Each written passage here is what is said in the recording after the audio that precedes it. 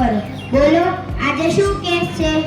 સાહેબ, આજની અદાલતમાં એક એવા ગુનેગારને લાવવામાં આવે છે જેને આખી દુનિયાના લોકોને અને ખાસ કરીને આપણી શાળાના બાળકોને ભણવાનું, રમત-ગમત બધું જ ચોરી લીધું છે.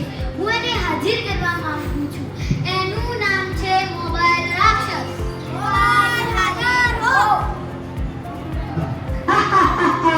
હું જ છું એ મહાન મોબાઈલ, બાળકોનો પાકો વૈભવ અને ચોપડીના દુશ્મન.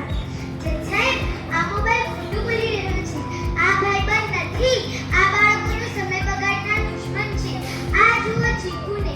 આ ચીકુ પહેલા તો ક્લાસમાં ફર્સ્ટ રીતે પહેલો નંબર લાવતો હતો અને સાંજે મિત્રો સાથે રમવા પણ જતો હતો. પરંતુ જ્યારથી આ મોબાઈલ નામનો રાક્ષસ તેના ઘરમાં આવ્યો છે ત્યારથી ચીકુ આખો દિવસ મોબાઈલમાં રીલ્સ અને ગેમ્સ રમ્યા કરે છે. ના તે સમયસર જમતો કે લેસન પણ નથી કરતો. જુઓ જજ સાહેબ, એની આંખો બગડી ગઈ છે અને તેને ચશ્મા પણ આવી ગયા છે. અરે જજ સાહેબ, આમાં મારો શું વાત?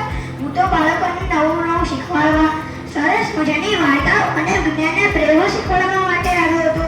પણ આ બાળકો જ મારો ખોટો ઉપયોગ કરે છે. આખો દિવસ ગેમ્સ અને રીલ્સ જોયા કરે. એમાં હું શું કરું? તમારી વાત તો સાચી લાગી રહી છે.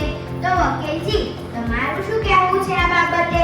જજ સાહેબ, હું પણ આ વાતને માનું છું, પરંતુ આપણે આપણી આદતોને બદલી દઈશું અને બાળકો મોબાઈલનો કામ પૂરતો જ ઉપયોગ કરશે તો એ આપણા માટે વરદાન છે, નહીં તો રાક્ષસ છે. બંને પક્ષ એટલે કે ચીકુ અને મોબાઈલની વાત સાંભળી અદાલત એવો નિર્ણય કરે છે કે કોઈ પણ બાળક દિવસમાં અડધા કલાકથી વધુ મોબાઈલ નહીં વાપરે. જમતી વખતે કે ભણતી વખતે મોબાઈલ બિલકુલ નહીં વાપરે. જો આ નિયમ તોડ્યા તો મોબાઈલ રાક્ષસને સ્વિચ ઓફ કરવાની સજા મળશે.